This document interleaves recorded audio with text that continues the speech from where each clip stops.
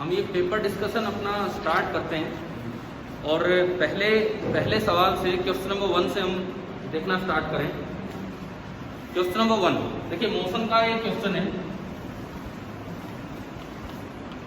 मुझे लगता है कि टेस्ट से पहले हमने ग्राफ पे काफी काम किया था, तो ये तो एक सीधा सवाल दिख रहा है क्योंकि पोजीशन टाइम ग्राफ आ गया और हमने ग्राफिकली इतनी चीजें पढ़ी, ये तो सबसे आसान चीज आ गई हमारे से। पोजीशन टाइम ग्राफ आया और ये कुछ ऐसा ग्राफ दिया गया है, इस तरह का आपको ग्राफ दिखा रखा है, ठीक है। और ये टाइम है t0, ये को टाइम दिया t0। बस आपको इसका एनालिसिस करना है कि क्या हो रहा है। चलो वैसे ही देख के बताओ, यहां से यहां तक वो मूव कर रहा है कि नहीं कर रहा है ना। यहां से यहां तक तो मूव करके गया है और उसके बाद रुक गया, तो कौन सा है इसमें? अच्छा, दूसरी बात, इसकी स्लोप देती है आपको वेलोसिटी। पोजीशन टाइम ग्राफ की स्लोप दिया करती है वेलोसिटी। क्या इसकी स्लोप वेरिएबल है या कांस्टेंट है? स्ट्रेट लाइन की स्लोप तो क्या रहेगी? कांस्टेंट रहेगी। इट मींस पहले तो एक कांस्टेंट वेलोसिटी से चला और उसके बाद ये किस पे आ गया? रेस्ट पे। तो आंसर कौन सा बना? अपनी की मैच कर देना। आंसर कौन सा बना? पार्टिकल मूव्स एट कौन सी? डी बना है, डी। अगर यही यहां पे यूं लिख देते वीटी ग्राफ, अब क्या होता? अब क्या होता? वेलोसिटी इंक्रीज हुई अप टू टाइम t0 और उसके बाद वेलोसिटी क्या होगी? कांस्टेंट, लेकिन रुका कभी नहीं है, ठीक है। लेकिन फिलहाल जो क्वेश्चन है उसके अकॉर्डिंग आंसर डी। कितने बच्चे सही करके आए? एक बार हाथ ऊपर ही रखिए, ठीक है। सबका ही सही है जो क्लास में प्रेजेंट है, ठीक है। Second, look at the graph A to D carefully and state which of these can not possibly represent 1D motion. ये इस तरह से आ गया सवाल। आने को यूं आ सकता था कि इनमें से कौन सा, जैसे बाउंसिंग और बॉल वाला पढ़ा था हमने, तो ये इसमें आया कि आपको ये बताना है कि कौन सा 1D मोशन को रिप्रेजेंट नहीं कर रहा है, ये हमें बताना है। देखते हैं, देखिए हमें एक चीज पता है कि एक समय पे एक पैरामीटर की दो वैल्यूज नहीं हो सकती, है ना। पहला जो ऑप्शन है xt ग्राफ, xt ग्राफ आपको ऐसा दिया है, तो आप ये देखो, इस समय पार्टिकल यहां भी था और इस समय पार्टिकल यहां भी था। क्या दो पोजीशन पे एक समय पे हो सकता है? नॉट पॉसिबल, गलत ये तो। दूसरा भी वैसा ही है, vt ग्राफ है लेकिन ग्राफ कुछ इस तरह का दे रखा है। अगेन वही बात, एक टाइम पे उसकी वेलोसिटी पॉजिटिव भी है और नेगेटिव भी है, मतलब वो आगे भी जा रहा है और पीछे भी आ रहा है, तो ये तो पॉसिबल ही नहीं। क्लियर। थर्ड, स्पीड में एक बड़ी आसान सी गलती, स्पीड में ग्राफ नीचे दिखा रखा है। क्या स्पीड नेगेटिव हो सकती है? स्पीड वाले ग्राफ में इन्होंने, स्पीड वाले ग्राफ में ये है, तो स्पीड नेगेटिव कैसे गई? फोर्थ सही है, गलत है? टोटल पाथ लेंथ लिखा है। टोटल पाथ लेंथ मतलब डिस्टेंस, समझ गए हो? डिस्टेंस।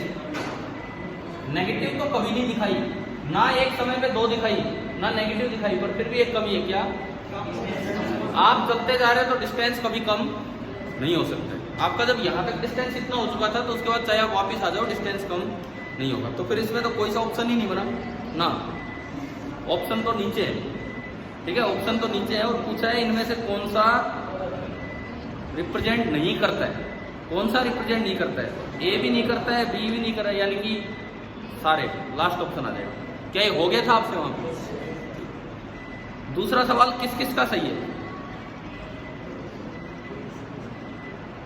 हाँ जी, कुसुम गलत हो गया,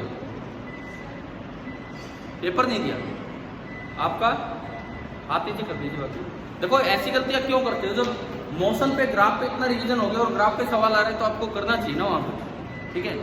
क्वेश्चन नंबर 3, ये है न्यूटन्स थर्ड लॉ पे। अब हमने जब लॉज ऑफ मोशन रिवाइज किया, फर्स्ट लॉ, सेकेंड लॉ और थर्ड लॉ तीनों रिवाइज किए थे कि नहीं? फर्स्ट लॉ में बताया था कि उससे फ्रेम डिसाइड होता है इनर्शियल है कि नॉन इनर्शियल। सेकेंड लॉ में बताया था कि F बराबर m में हमेशा नहीं लगता है, अगर स्पीड बहुत ज्यादा होगी तो F बराबर m में नहीं लगेगा। और थर्ड लॉ में बताया था कि एक्शन रिएक्शन पेयर कैसे छांटते हैं। किए थे हमने ये काम, तो इसमें थर्ड लॉ के ऊपर है a body of mass m is placed on a table, a body of mass m is placed on a table, ये दिया गया है। The earth is pulling the body with a force mg, ये जो अर्थ है, अर्थ की मैं बात कर रहा हूँ, धरती इसको खींच रही है विद अ फोर्स mg। ये ग्रेविटेशनल है कि इलेक्ट्रोमैग्नेटिक है? ग्रेविटेशनल। और ग्रेविटेशनल फोर्स की रिएक्शन भी कैसी होती है? ग्रेविटेशनल। तो इसमें लिखता है taking this force to be action, अगर आप इसको एक्शन बोलते हैं, एक्शन लेते हैं, व्हाट इज द रिएक्शन? तो रिएक्शन फोर्स क्या होगा भाई? इस बॉडी ने भी अर्थ को अपनी तरफ mg से ही अट्रैक्ट किया है ना, पढ़ा था हमने एक्शन रिएक्शन पे। तो इसमें कौन सा ऑप्शन है ऐसा? The body is pulling the earth with a force, C option है, इक्वल टू। तो ये हमारा सवाल नंबर थर्ड, और थर्ड का आंसर आ गया है सी। बताइए क्लियर हुआ? चले आगे बढ़े। क्वेश्चन नंबर 4, ये किस किस का सही हुआ? थर्ड। ज्यादातर बच्चों का ये सही है, हाथ नीचे करो। फिर भी 13 आउट ऑफ 13 नहीं बन रहे, 12 आउट ऑफ 13 नहीं बन रहे। मतलब पहले तीनों सवालों में अच्छी शुरुआत होने के बाद भी। क्वेश्चन नंबर 4 देखिए, 150 ग्राम baseball pitched at a speed of 40 meter per second is hit straight back to the pitcher at a speed of 60 meter per second। अच्छा, ये बॉल शुरू में जा रही है कितनी स्पीड से? 40 मीटर पर सेकेंड, और बाद में जो फेंक रहा था उसकी तरफ ही वापस गई कितनी से?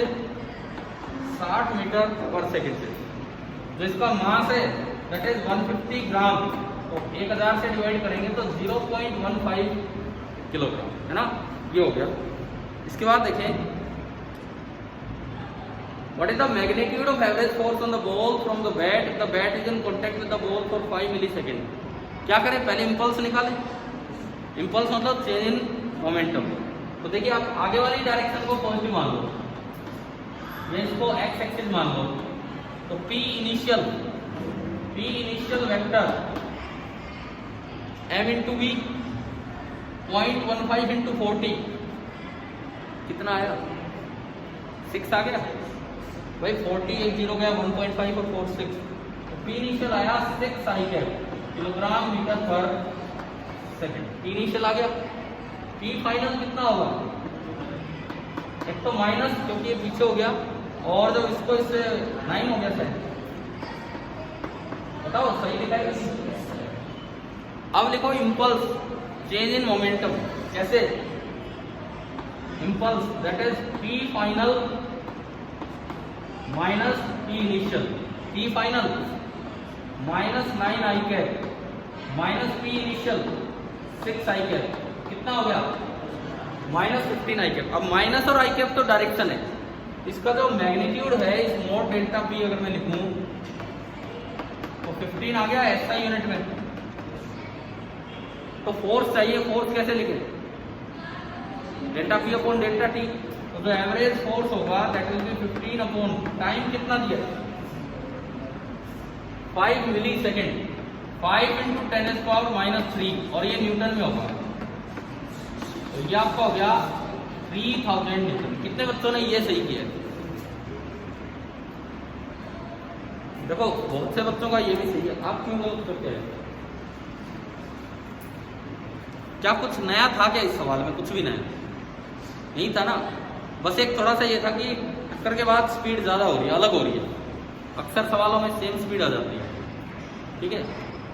अब ये बताओ कितने ऐसे बच्चे जिनके पहले चारों सवाल पेपर में सही हुए, पहले चारों क्वेश्चन, ठीक है। क्वेश्चन नंबर 5, पांचवा सवाल हम देखते हैं।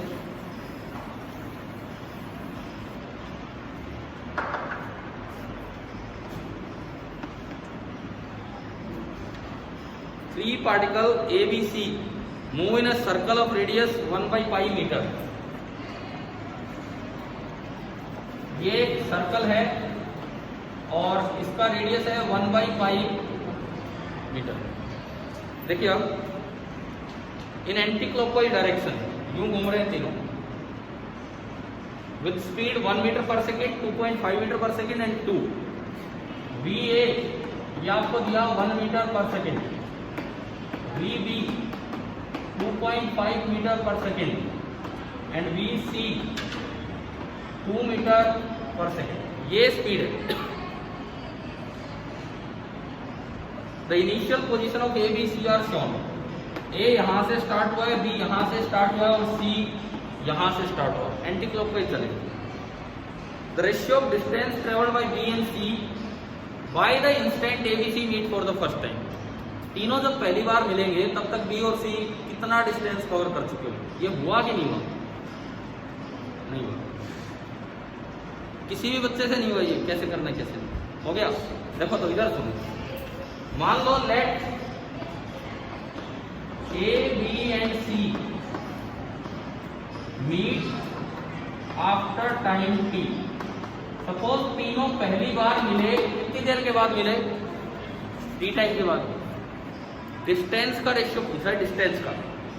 जब कोई चीज कांस्टेंट स्पीड से चलती है तो कैसे ही पाथ में चले, distance covered is equal to speed into time. जब भी कोई चीज कांस्टेंट स्पीड से चलेगी तो चाहे कैसे ही पाथ पे चले, distance covered is equal to speed into time. तीनों कितनी देर बाद मिले? T टाइम बाद। तो ये देखो यार कितना आसान है लिखना। डिस्टेंस कवर्ड बाई A की स्पीड कितनी है? 1। तो T टाइम में A ने कितना डिस्टेंस कवर किया होगा? 1 × T। Distance covered by B कितना? 2.5 × T। Distance covered by C कितना होगा? 2 × T। इसमें कोई प्रॉब्लम ही नहीं है लिखने में। और T भी नहीं निकालना। इन्होंने क्या पूछा है? रेशियो। रेशियो पूछा है तो क्या T कैंसिल हो रहा है कि नहीं हो रहा है? किस किस का रेशियो पूछा है? B और C का। तो आप यहां से SB/SC करेंगे।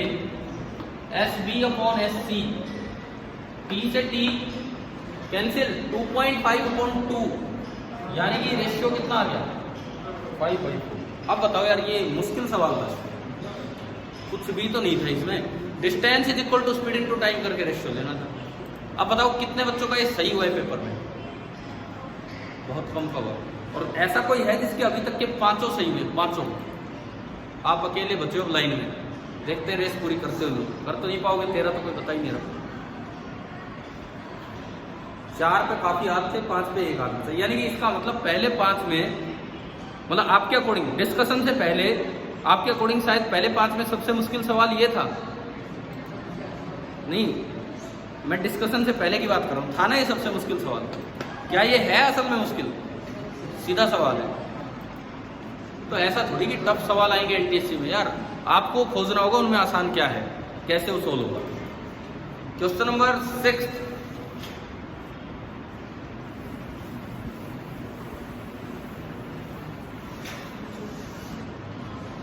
A bird of mass 400 gram,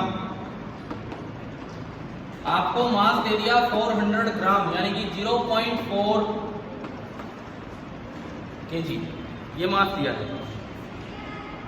is flying horizontally at a certain height, किसी हाइट पे चल रहा है with a constant acceleration of 5 metre per second square. अब हॉरिजॉन्टली जा रहा है बर्ड और इसकी जो एक्सेलरेशन है कितनी है? वो इधर ही होगी, नहीं तो हॉरिजॉन्टली नहीं जा पाता। अगर ये हॉरिजॉन्टली जा रहा है, एक्सेलरेशन कहीं और होगी तो इसको मुड़ना पड़ता, ठीक है ना? तो इधर ये जा रहा होगा। The force exerted by surrounding air on the bird as a magnitude. FBD बनाना है, केवल एफबीडी। कैसे? क्या हमने कोई हनुमान जी वाला काम किया था क्या? तो एग्जैक्टली वो तो नहीं, लेकिन इससे अलग है, बट वैसा ही है थोड़ा बहुत। बताओ इस पे नीचे क्या लगेगा? mg। mg कितना? 0.4 × g, 4 न्यूटन। क्या वर्टिकल मोशन है इसका? नहीं है, वर्टिकल मोशन नहीं है। तो एयर का फोर्स का एक कंपोनेंट तो इसको बैलेंस करेगा ताकि ये वर्टिकली ना चले। तो कितना? 4 न्यूटन। और एक कंपोनेंट होगा तो एक्सेलरेशन देगा, वो कितना होगा? m × a। m कितना? 0.4 × 5, 2 हो गया। और F1 F2 का रिजल्टेंट मैग्नीट्यूड पूछा है, डायरेक्शन पूछी, मैग्नीट्यूड पूछा है।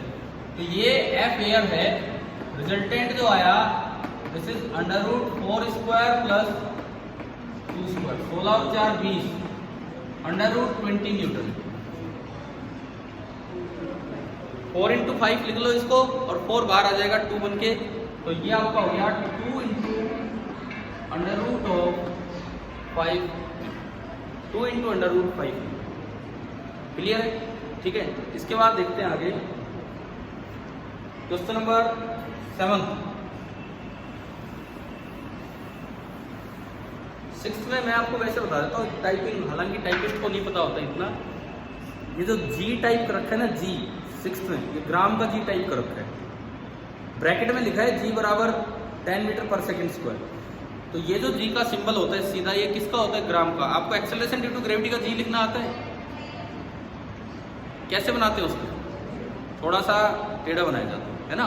टाइपिंग में तो बड़ा आसान होता है उसको टेढ़ा करना, कोई बात नहीं, ये तो ठीक है, चलो पेपर है।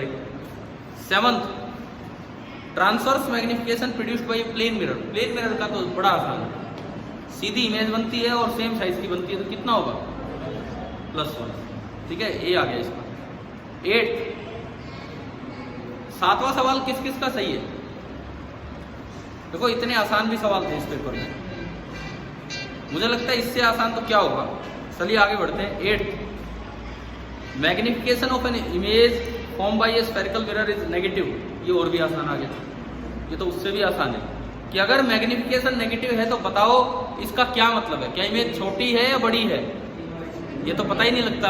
नेगेटिव है तो इसका मतलब इन्वर्टेड है, समझ गए हो? ये भी, ये सबसे ही आसान है। ये किस किस का सही हुआ? 8th। ठीक है।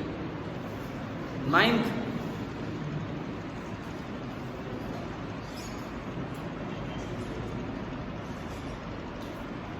उस दिन संडे को जो क्लास हुई थी 2 घंटे, कौन कौन बच्चा था उसमें? मैंने उसमें पहले रिफ्लेक्शन रिवाइज करवाया 1 घंटे, 1 घंटे रिफ्लेक्शन रिवाइज करवाया। तो उसमें हम जब TIR पे गए थे तो साइड डेविएशन का जिक्र भी हुआ था, और मैंने कहा था एकदम से ग्राफ डिसकंटिन्यूस होकर डबल वैल्यू पे पहुंच जाता है। बताया था कि नहीं बताओ? और ये कहा था कि मुझे इसकी कर्व का तो नहीं पता कैसी होती है यहाँ पे, लेकिन शुरू में तो ये ग्राफ यहाँ से लेके यहाँ तक तो कैसा होगा कर्व। ठीक है, ये Δ1 है तो एकदम से ट्वाइस ऑफ Δ1 से स्टार्ट होके और ये स्ट्रेट लाइन था ना ये।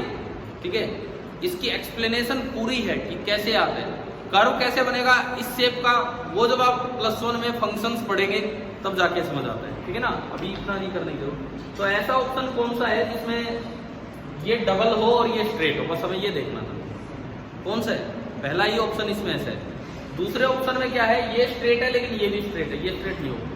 तीसरे ऑप्शन में इधर वाला ऊपर कर रखा है, जबकि होता कौन है? ये वाला ऊपर होता है। चौथे में ये स्ट्रेट है, वो कर्व है, जबकि ये कर्व होगा। और वो हम कंफ्यूज कब होते? जब एक ऑप्शन तो ये होता और एक ऑप्शन ये होता, फिर मैं नहीं बता पाता, फिर आपको मैथमेटिकली आगे जाना पड़ता कैसी शेप होगी, है ना। लेकिन अभी तो ऐसी कोई दिक्कत थी नहीं। कितने बच्चों ने 9th सही किया? ठीक है। 10th,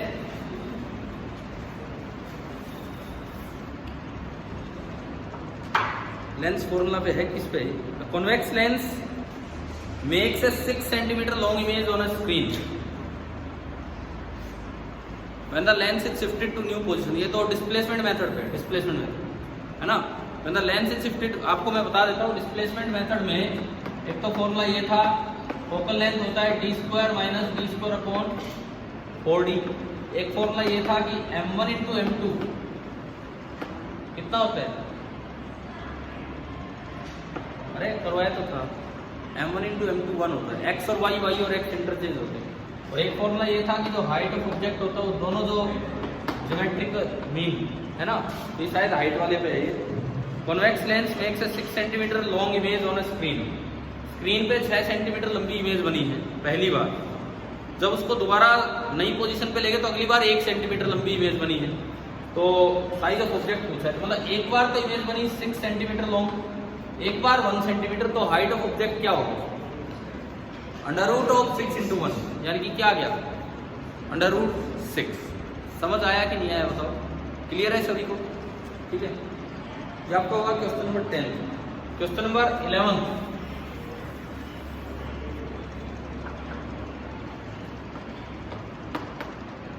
ग्यारहवां जो सवाल है वो रे डायग्राम पे है।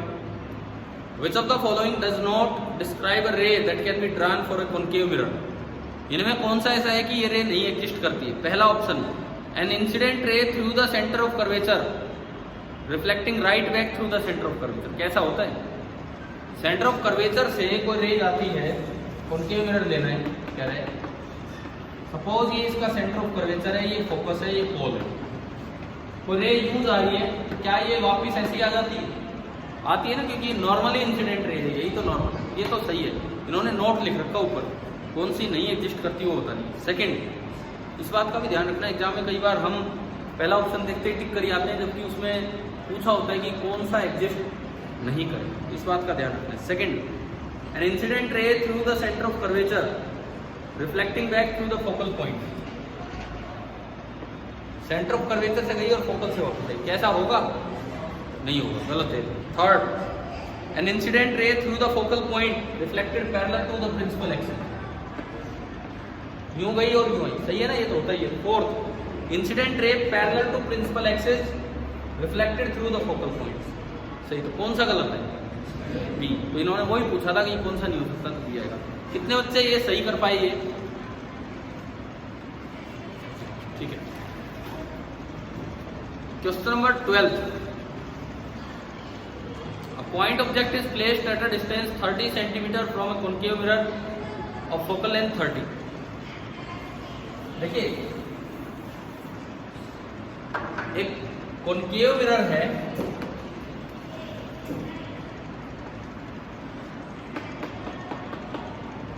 जिसकी फोकल लेंथ है 30, मतलब -30, और ऑब्जेक्ट भी 30 पे ही है। इसका फोकस इधर होता है कि उधर होता है? इधर ही होता है, यानी कि ऑब्जेक्ट कहाँ रखा हुआ है? फोकस पे। अगर ऑब्जेक्ट फोकस पे रखा होगा तो इमेज कहाँ बनेगी? इंफिनिटी पे। ये सवाल तो बन गया आसान, क्योंकि बिना सोचे समझे भी बच्चा यही लिख के आता है, भाई फोकस पे है तो इमेज इंफिनिटी पे। ये थोड़ा अच्छा सवाल तब बनता अगर कॉनकेव की बजाय कौन सा मिरर लिख दिया जाता? कॉन्वेक्स। तब भी आधे बच्चे इंफिनिटी कर जाते, बोले तो फोकस पे। अगर कॉन्वेक्स में, ये तो हो गया ना ये वाला, तो ठीक है। अगर मान लीजिए कॉन्वेक्स मिरर होगा, सपोज, देखिए मैं कहता हूं कि कॉन्वेक्स मिरर होता ही है। अब इसकी फोकल लेंथ होगी +30, तो ये तो आगे है, इसका तो जो फोकस है वो आगे है, लेकिन ऑब्जेक्ट रखा गया मतलब वो इधर पे रखा गया है, u-30। क्या अब इमेज फोकस पे बनेगी? अब इमेज बनेगी फोकस पे, समझ रहे हो ना? वो आ गया एक आसान सवाल, उससे बेटर ये क्वेश्चन है, उससे बेटर, क्योंकि आधे बच्चे सोचते हैं फोकस पे तो इंफिनिटी पे। लेकिन अब आप देखोगे तो आपको याद होना चाहिए कि कॉन्वेक्स मिरर के सामने कहीं ऑब्जेक्ट रख लो, इमेज इस इलाके में ही बनेगी। ठीक है, कहाँ बनेगी? निकालना है 1/v + 1/u = 1/f। With sign हमने लगा दिए सारे, ये उधर जाके प्लस हो गया। 1/v = 1/30 + 1/30, 2/30, यानी कि 1/15। तो v आ गया प्लस का 15 सेंटीमीटर, v आ गया प्लस का 15, मतलब इमेज जो है वो यहाँ बनेगी। ये समझ आया कि नहीं आया? ठीक है,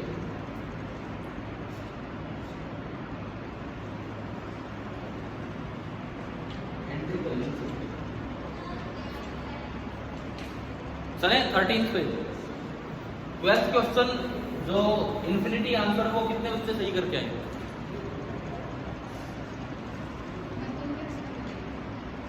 कॉन्वेक्स का कर दिया, तो ये तो ध्यान देना चाहिए ना, बल्कि कॉन्वेक्स दिया होता जब आधे कॉनकेव का करके आते, ये तो उल्टा काम कर दिया आपने। 13, find the distance of the final image from the convex lens. Contact में नहीं है, लेंस दूर दूर है। देखिए ये सिस्टम है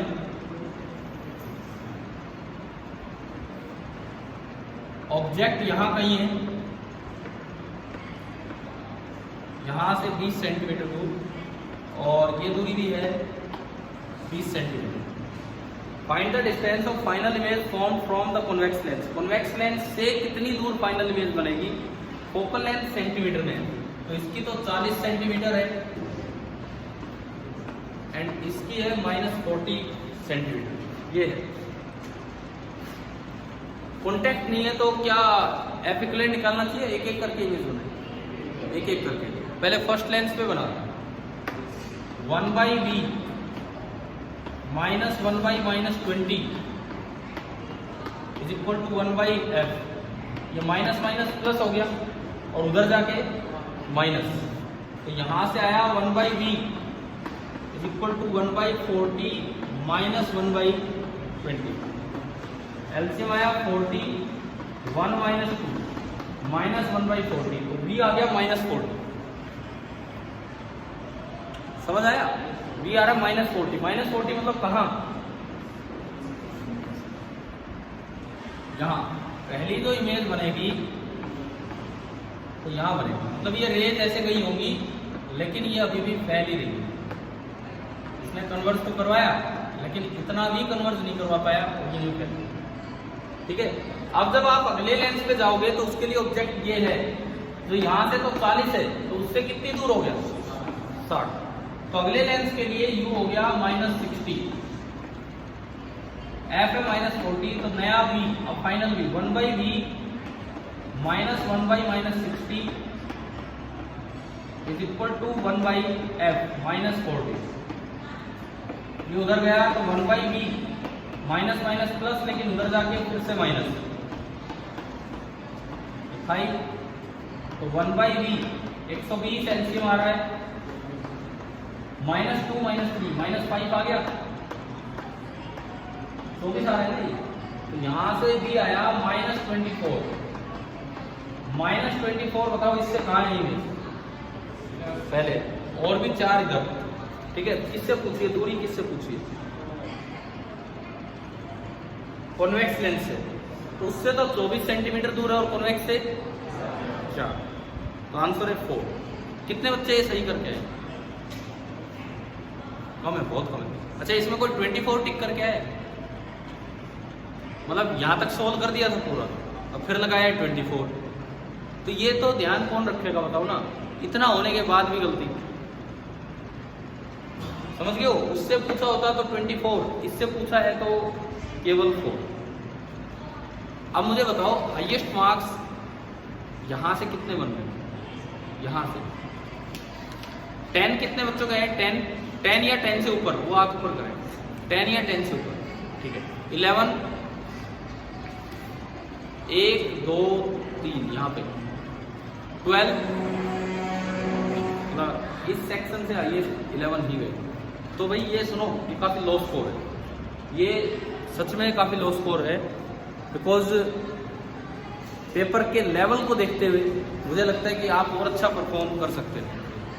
दूसरी बात, आपने टेस्ट घर से दिया था, ठीक है, कोई आप पे बर्डन नहीं था, आराम से आप बैठे, कैसे भी आप टेस्ट दो।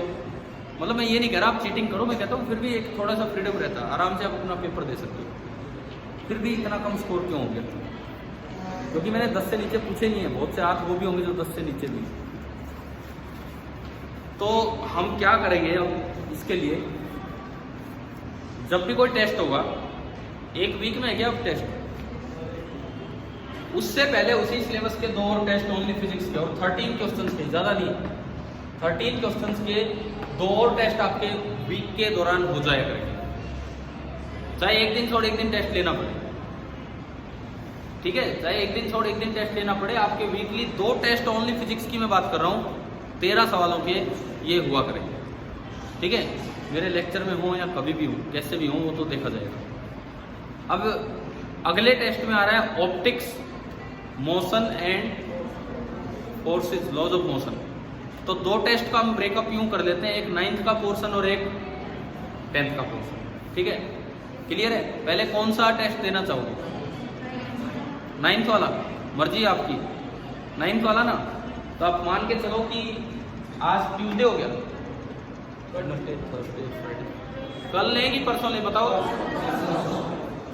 कल भी हो सकता है, परसों भी हो सकता है, मतलब इनमें से एक दिन पक्का है ये कि आपका 9th वाला जो पार्ट है, मोशन प्लस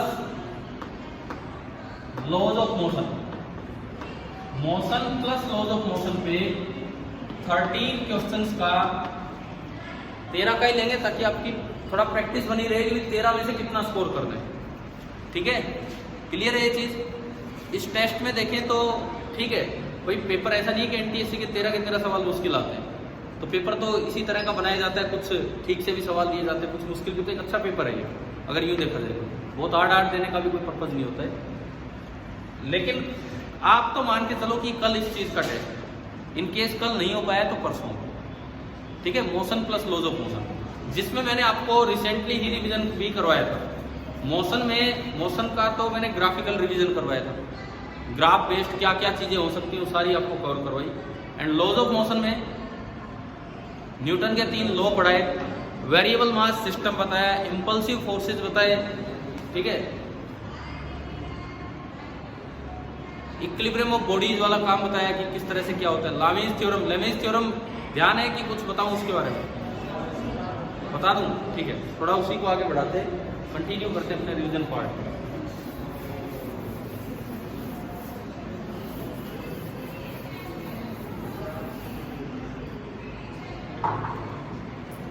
देखो सबसे पहली बात क्या है लेमेज थ्योरम? ये वेक्टर्स मैथ्स की एक थ्योरम है, वेक्टर चैप्टर की। ये यूं बताती है कि अगर एक पॉइंट पे 3 फोर्स लग रहे हो, अगर एक पॉइंट पे 3 फोर्स लग रहे हो और बॉडी इक्विलिब्रियम में हो, मतलब उस पर नेट फोर्स कितना हो? 0, तो वो कब होता है? सपोज एक फोर्स इधर लग रहा है F1, एक फोर्स इधर लग रहा है F2। मैं नहीं कह रहा कि तीनों बराबर एंगल पे लग रहे हैं, किसी भी एंगल पे हो सकते हैं। F3, F1 के अपोजिट जो एंगल है उसे हम किससे रिप्रेजेंट कर देते हैं? अल्फा से। F2 के अपोजिट जो एंगल है उसे बीटा, एंड F3 के अपोजिट जो एंगल है उसको गामा। ठीक है, अल्फा बीटा गामा, ये हमारे 3 एंगल्स हैं। तो लेमेज थ्योरम ये कहती है कि इफ F नेट इज 0, अगर नेट फोर्स 0 है तो F1 upon sine of opposite angle बराबर F2 upon sine of opposite angle बराबर F3 upon sine of opposite angle. ये तब देखना जब एक पॉइंट पे आप तीनों को अरेंज करते हैं फोर्सेस को। क्लियर? ये लेमेज थ्योरम है, वेक्टर्स की एक थ्योरम है जो फोर्सेस में काम आ जाती है इक्विलिब्रियम में। जैसे एक क्वेश्चन अगर इस पे लें, इस तरह से ये चीजें यूज हो जाती है।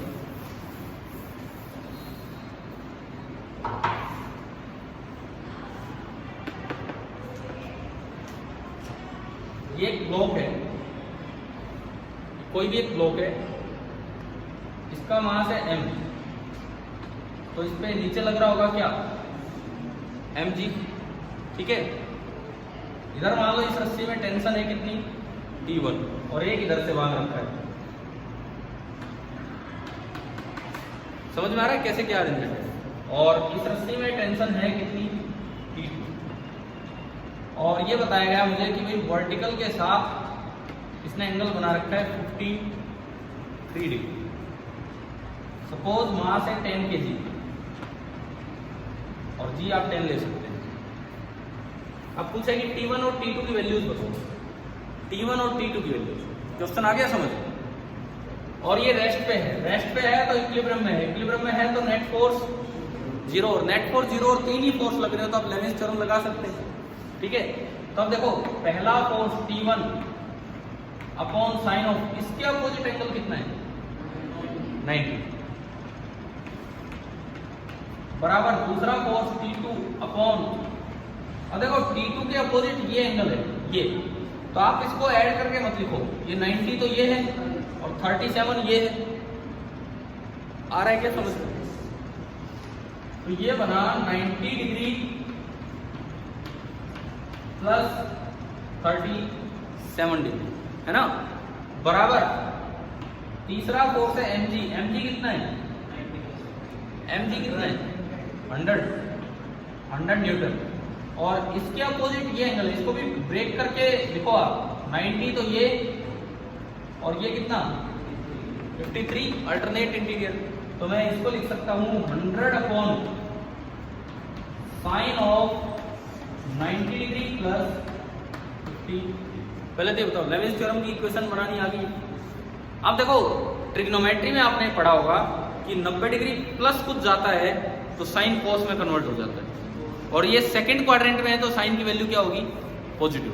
तो अगर मैं इसको आगे बढ़ाऊं इसी इक्वेशन को, ये बनी T1 अपॉन साइन 90, साइन 91 बराबर T2 upon sine 90 plus something is cos of 37 बराबर 100 अपॉन साइन किस में कन्वर्ट हो जाएगा? cos of 53। क्लियर? अब 3 4 5 की ट्रायंगल हमें याद होनी चाहिए। ये 5 ये 3, तो इनके बीच का एंगल 53, और ये 4 और ये 37। तो जो वैल्यूज रख देते हैं, T1 बराबर T2 अपॉन cos 37 कितना? cos 37 4/5, तो 4 यहाँ 5 ऊपर बराबर 100 अपॉन cos 53 कितना? 3/5, तो 3 यहाँ और 5 ऊपर, है ना।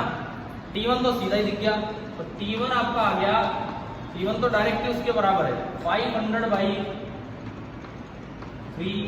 न्यूटन। और T2 कितना होगा? इससे 4/5 उधर गया, 5 से 5 कट जाना है, 400/3। तो T2 आपका आया 400/3।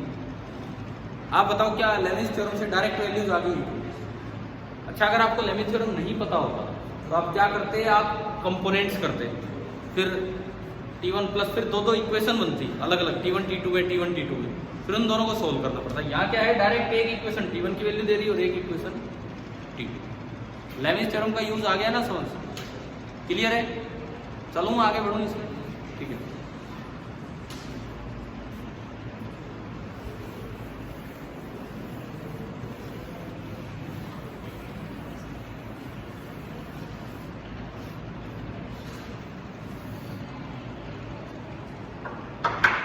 इक्विलिब्रियम एक बड़ा इंपॉर्टेंट सा पार्ट है, जिसमें जरूरी नहीं कि हमेशा लेविस थ्योरम लगे, हो सकता है 3 से ज्यादा फोर्स हो, तो आपको फिर कंपोनेंट्स करके फोर्सेस को क्या करना पड़ता है? बैलेंस करना पड़ता है। क्लियर है? कितने भी फोर्सेस हो सकते हैं वो तो डिपेंड करते हैं। क्लियर है ना ये चीज? अब इसमें जैसे मान लो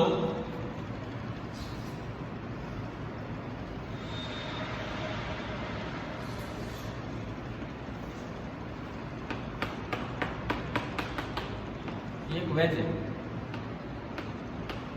और ये एक दीवार है।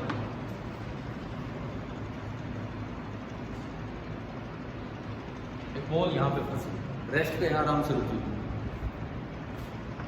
बॉल का मास है 10 kg। दो जगह कांटेक्ट है।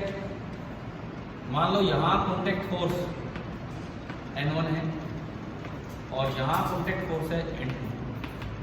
सवाल उसी तरह का, फाइंड N1 एंड लेवल लग जाएगी यहाँ, 3 ही फोर्स है बॉल पे, 3 ही फोर्स है N1 N2 और N3। करो एक बार ट्राई कीजिए। पहले एक पॉइंट पे सारे फोर्स दिखाना और उसके बाद आगे बढ़ना।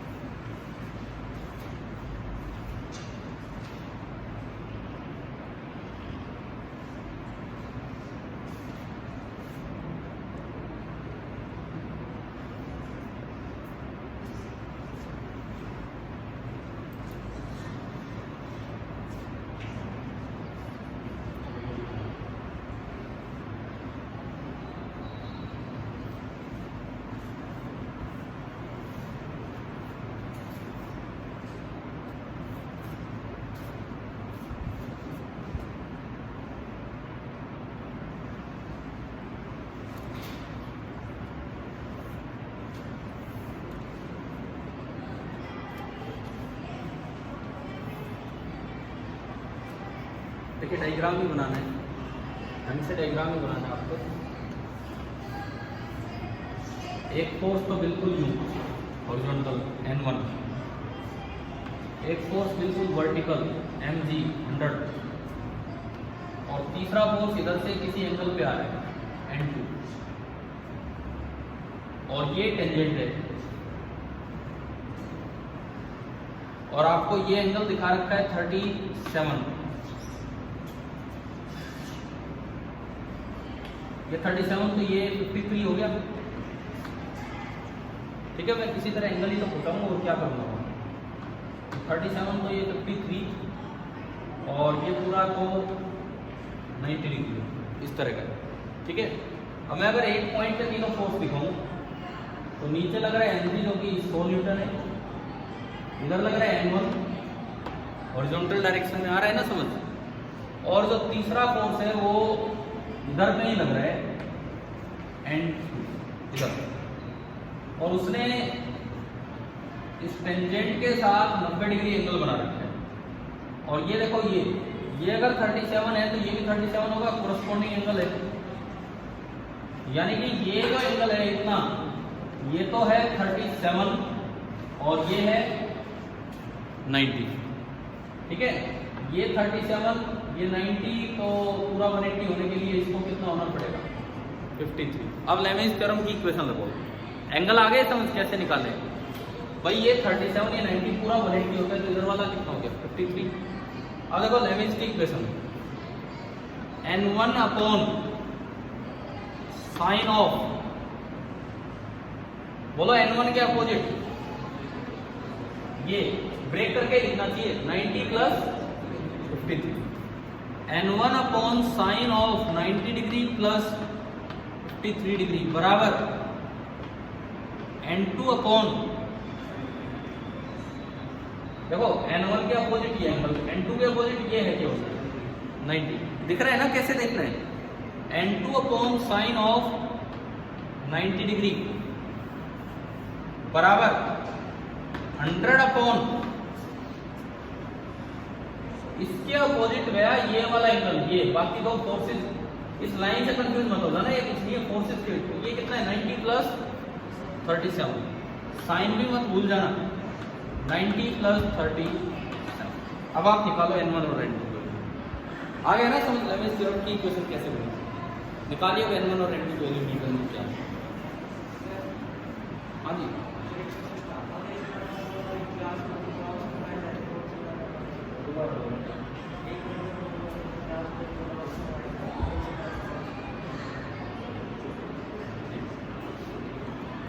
आप ये निकालो, फिर मैं आता हूँ उनके सवाल।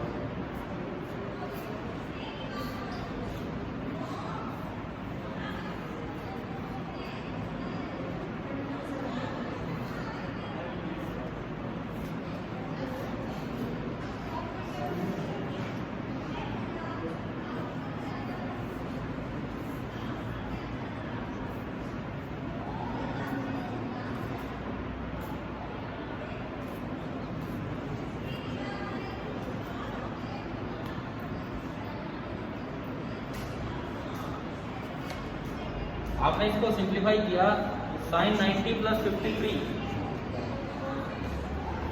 इसको मैं लिख सकता हूँ cos 53, एंड cos 53 कितना होता है 3/5, ये 3 नीचे और 5 ऊपर। साइन 90 1, साइन 90 प्लस 37 cos 37 4/5, तो 4 नीचे और 5 ऊपर, 4 से 25, 25 5 125। N2 तो आ गया 125 न्यूटन,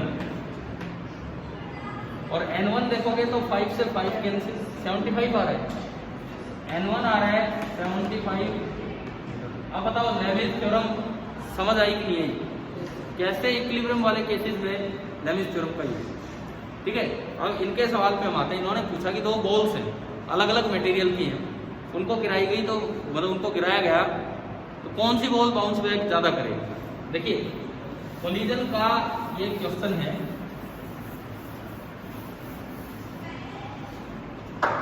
क्या होता है सुनो, ये मटेरियल कैसा है नीचे वाला, एक तो इस पर डिपेंड करता है, एक बॉल का मटेरियल कैसा, उस पर डिपेंड करता है। दोनों का आपस का एक टर्म डिफाइन होती है ई, शायद हमने पहले पढ़ा हो,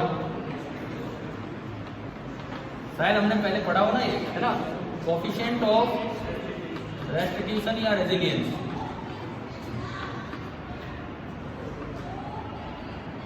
सपोज आपने एज हाइट से इस बॉल को ड्रॉप किया, ठीक है, तो दोबारा ये बॉल कितनी हाइट तक आती है, फेंकोगे जब तो जहां से फेंकी उससे ऊपर जा सकती है, फेंकने वाली बात नहीं है, फेंकी है जब तो उससे भी ऊपर जा सकती है, लेकिन अगर ड्रॉप की है तो उससे नीचे ही रहेगी, ज्यादा से ज्यादा बस वही तक आएगी। तो अगली बार जिस हाइट तक ये जाती है, ज्यादा कि इसकी स्पीड दोबारा 0 होगी, तो हाइट होती है e² इंटू ई की वैल्यू हमेशा 1 से कम होती है, ठीक है। अब डिपेंड करता है कि मटेरियल कौन सा है। अब हम ई की वैल्यूज याद रख के नहीं चलते हैं मटेरियल्स के लिए, ठीक है। जैसे नीचे कॉपर है, ऊपर कॉपर है, नीचे ग्लास है, ऊपर ग्लास है, नीचे प्लास्टिक है, ऊपर ग्लास है, नीचे फ्लोर है ये मिट्टी वाला या फिर पत्थर वाला, ऊपर से रबर बॉल है, तो उन दो के कॉम्बिनेशन का एक ई की वैल्यू होती है। जब सवाल में ई दिया जाए तो मैं कंपेयर कर सकता हूँ कि भाई कौन ज़्यादा ऊपर जाएगा और कौन। क्लियर है? क्लियर है ना? हम मटेरियल्स का ई याद तो रख के चलते नहीं है। समझ आया ना ये? ठीक है। अब ये और बताओ, जैसे हम आपका जो टेस्ट लेने का कह रहे हैं, क्या इसको भी 2 पार्ट्स में करेंगे? मोशन अलग, फोर्स अलग, कोई जरूरत नहीं है ना। Motion and force, laws of motion, ये पूरा 13 सवालों का एक ढंग से आप इस पेपर देंगे। कल तैयार है इस काम के लिए? रिवीजन करके आना। देखो, रिवीजन करके आना, बिकॉज उसके बिना तो फिर क्या मतलब होगा। ये लास्ट टाइम है। अब आज कितनी तारीख है? 13। पेपर कितनी तारीख को है? तो मतलब 2 महीने ही तो बचे हमारे पास, ठीक है। 2 महीने यूं निकल जाएंगे फटाफट, पता भी नहीं लगेगा।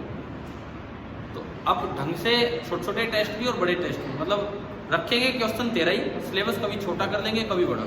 और जो मंडे टेस्ट होना है आपका, उससे पहले उसको 2-3 टेस्ट में ब्रेक करके अच्छे से आप तैयारी कीजिए। क्लियर है? ठीक है, चलें आज की क्लास खत्म करें यहीं पे। Thank you.